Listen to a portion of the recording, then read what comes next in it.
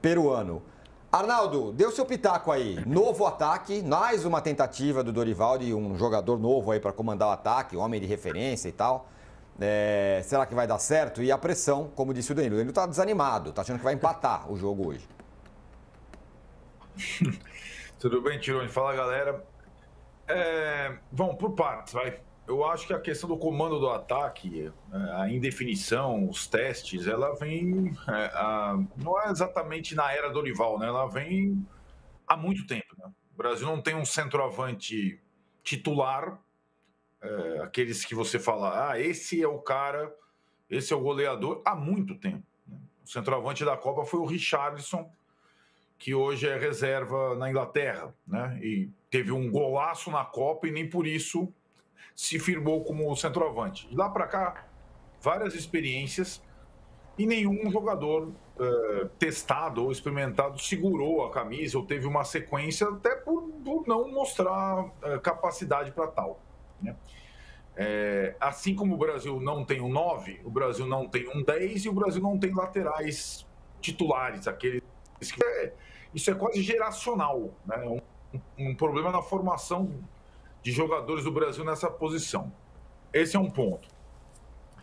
Sobre a disputa atual pela camisa 9, o que mais me chama a atenção em relação ao Endrick é justamente o que os dois falaram, o Casão e o Danilo. O Endrick foi a grande novidade do início da era Dorival, né?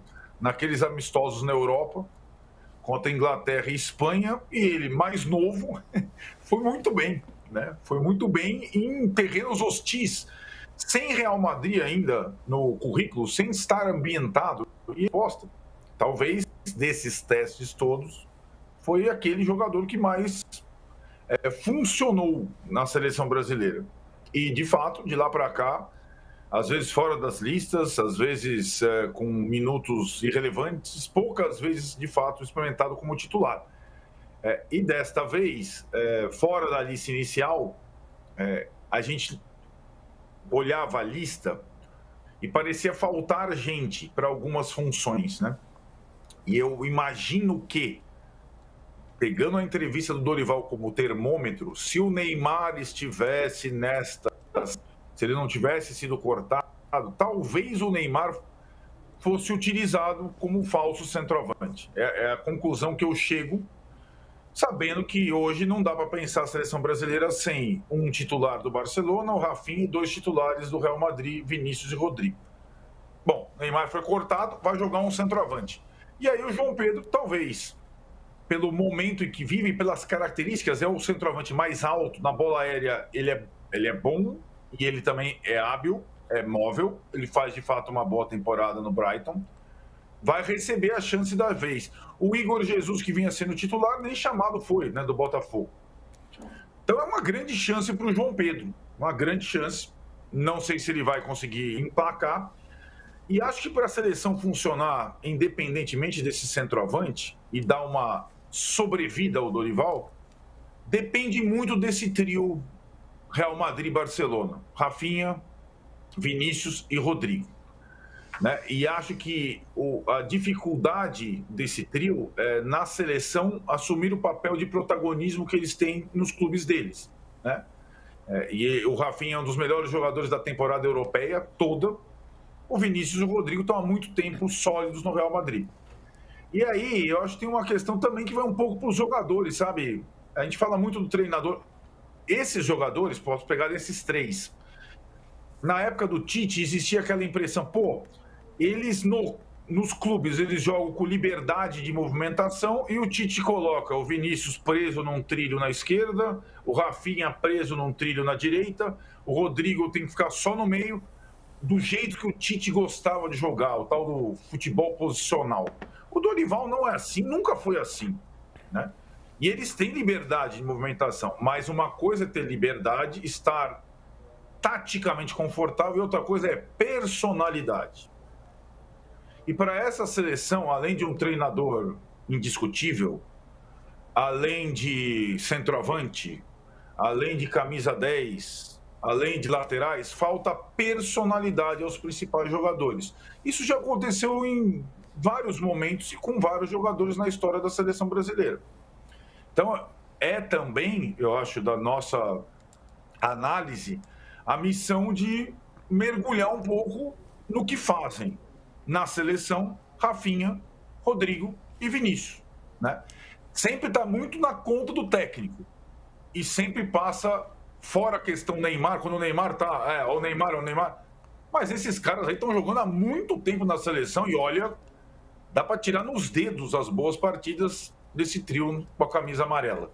Olha, esse ponto é interessante, aí eu vou chamar para a Colômbia o Danilo Lavieri, porque tem um novo Rames, que ele é a arma da Colômbia contra o Brasil. Sim, o novo Rames é o Rames mesmo, Rames Rodrigues, aquele.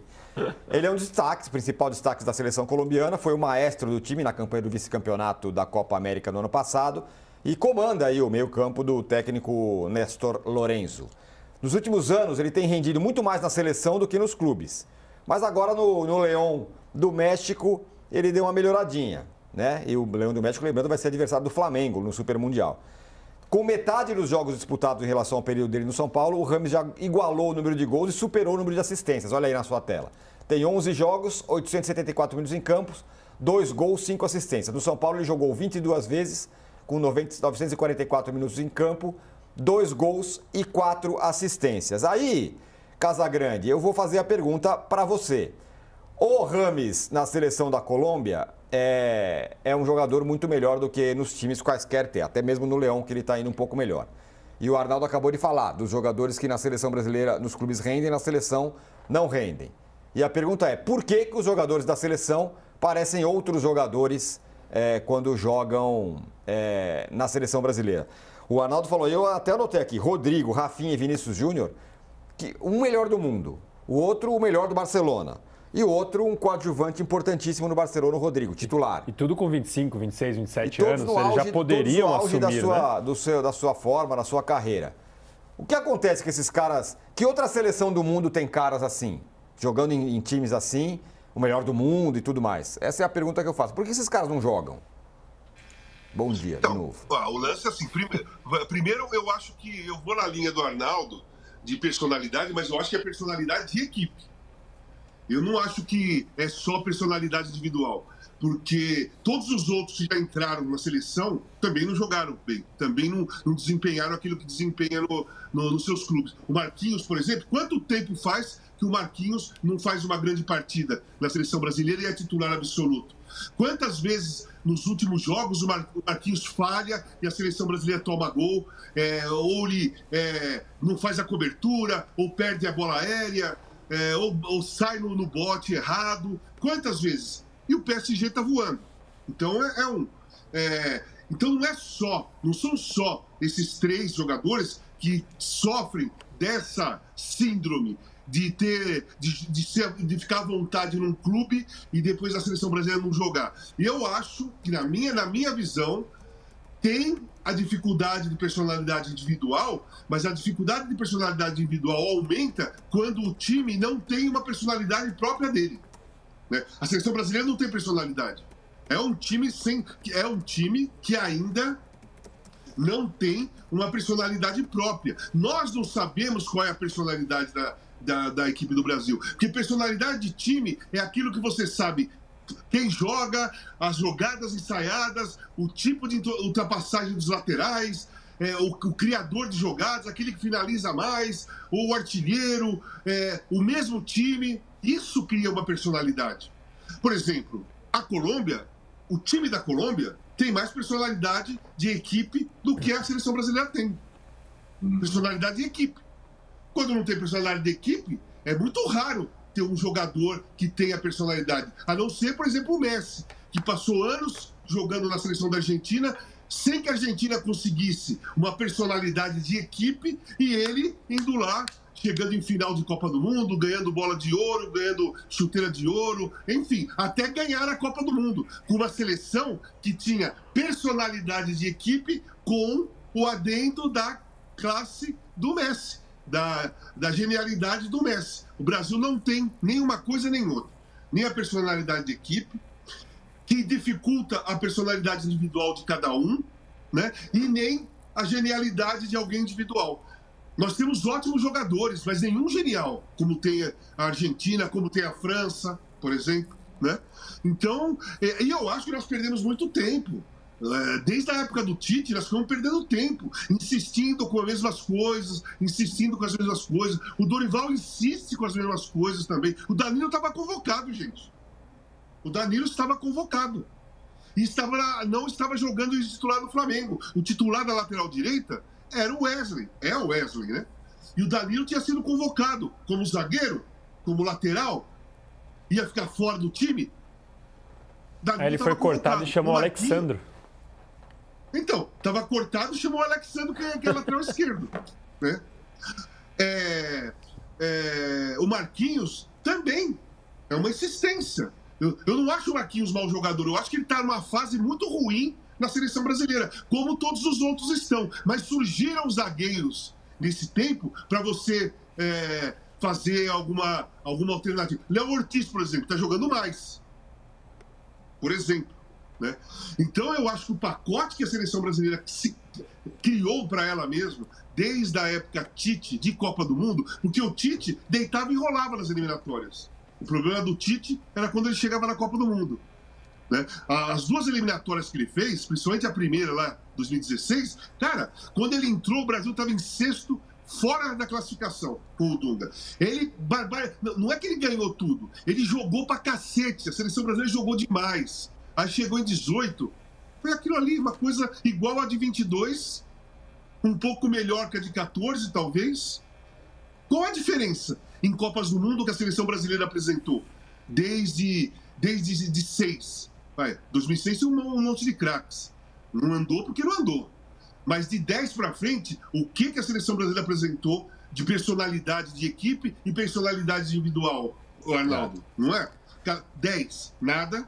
14, nada, principalmente depois que o Neymar saiu, mas o Neymar estava iniciando ali, primeira Copa do Mundo, ele estava bem na Copa, né? Teve aquela entrada criminosa do Zuniga e ficou fora, mas o time não tinha personalidade, tanto não tinha personalidade que tomou 7-1 da Alemanha. Se tem personalidade, a Alemanha era melhor, perde por 2-0, 2-1, 3-1, não 7. Não tinha personalidade de equipe. 18 também não, 22 também não. Então não é um problema exclusivo de Rafinha, Vinícius Júnior e Rodrigo, e nem dessa seleção especificamente.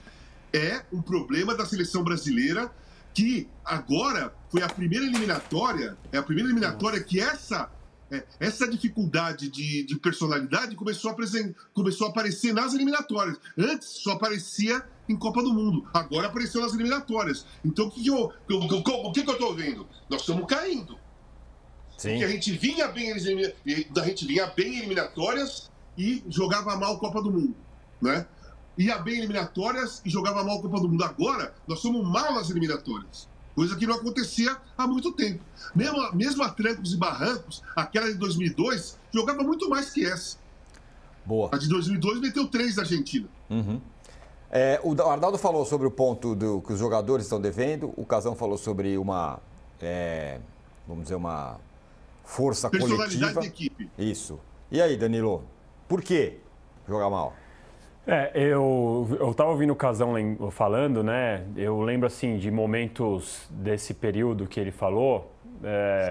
A seleção de 2010 não era brilhante, mas era extremamente competitiva, né? Chegou, uma época não tomava gol de jeito nenhum, ganhava um monte de jogo de 1-0, mas ganhava. A Copa das Confederações de 13, a gente viu ali uma seleção que encantou, mas aí a gente tem que considerar que Itália, Espanha, os times vêm em um outro ritmo, né, numa Copa das Confederações.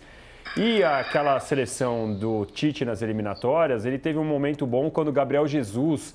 a gente vai lembrar, o Gabriel Jesus não era convocado, o Tite vem, convoca, o Gabriel Jesus começa a fazer gol pra caramba, vira até o garoto propaganda da seleção junto com o Neymar, dividia os holofotes com o Neymar, até em termos publicitários mesmo, né, eu tô falando. E de lá pra cá, realmente, a seleção falta alguém ali que você olhe e fale, vai tomar conta. Eu acho que essa questão da personalidade coletiva, essa seleção ela se apoia há muito tempo e se apoia até hoje numa figura como é o Neymar. A gente pode ver, o Dorival, ele convocou o Neymar, mesmo com o Neymar jogando muito abaixo das expectativas que um dia ele já mostrou, né? Claro, desconsiderando ali o que ele tinha feito na Arábia. Em relação ao que ele fez na Arábia, ele estava fazendo muito melhor do que eu esperava aqui no Brasil. Mas o que eu quero dizer é, o patamar que o Neymar já chegou, ele estava muito abaixo. E o Dorival convocou mesmo assim. E na minha visão, isso acontece porque o Neymar, ele é um líder ali de vestiário, dos mais velhos, dos mais novos, independentemente da fase que ele está. E aí falta alguém que chega ali e fala assim, não, beleza, o Neymar não tá, mas eu vou assumir a responsa aqui de ser o cara da seleção. Quem era esse cara até há pouco? Era o Danilo, que puxava a roda, conversava com os caras no vestiário, no campo tentava orientar, mas não é aquele cara que você vai olhar e vai conseguir liderar um grupo que tem ali uma influência, como tem o Neymar, por exemplo.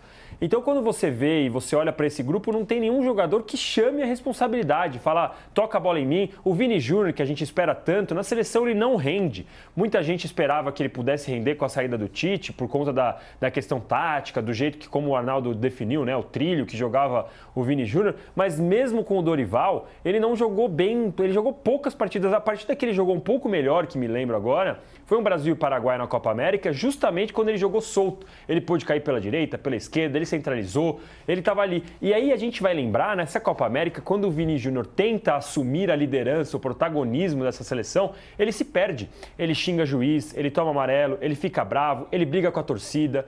Então, falta alguém que possa ser o líder de verdade dessa seleção sem o Neymar. E muito por isso que o Dorival ainda convoca o Neymar, mesmo com o Neymar jogando muito abaixo do que ele pode jogar. Falta alguém que fale, vamos lá, essa seleção é minha, põe debaixo do braço e leva o time junto. Não tem ninguém que faça isso hoje em dia nesse vestiário. Deixa eu fazer o seguinte, vou dar um intervalo aqui, um break ligeiro na televisão, na TV, mas a gente continua trocando figurinha com vocês no chat do YouTube aqui. Então mandem, vote na nossa enquete, a gente já volta na TV, não saia daí e mande suas mensagens no chat do YouTube. Já voltamos. Muito bem, o Feliciano Santos fala, Tite foi um fracasso, não adianta ganhar as eliminatórias e na hora da onça perder, na hora da onça beber água, né? Ele nem colocou, mas é isso. Cosmo Luiz, se o Dorival não entrar com o Wesley, será muita burrice. Acho que ele vai entrar, não? Wanderson, não é verdade, não vai ser ele. Deveria ser? Putz, é difícil, né? O Wesley também teve um momento no Flamengo que foi bastante contestado, vive ótima fase agora. O Wanderson tem um pouco mais de rodagem, digamos, né? É uma decisão. Mas vamos falar que nenhum dos dois agarra a posição e fala essa posição é minha, né? Que, aliás, eu estava falando isso do Neymar, é uma questão de várias posições, né? Não tem vários lugares que você olha do campo que fala que não tem um dono, né? A gente tem o Bruno Guimarães jogando no meio, até hoje não dá para falar, olha, ele merece estar na seleção, ele vai bem no Newcastle, etc., mas na seleção ele já fez alguma partidaça. Pois é.